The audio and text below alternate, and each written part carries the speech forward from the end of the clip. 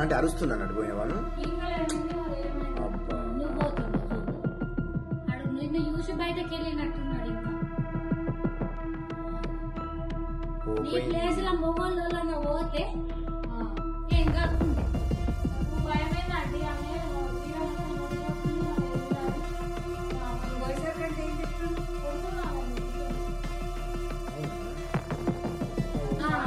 నువ్వు ఉన్నప్పుడు కూడా లోపల ఉన్నాడు.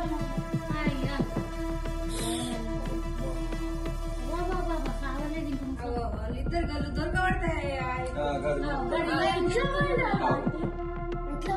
వాడు ఊరుకుతాను లేదు.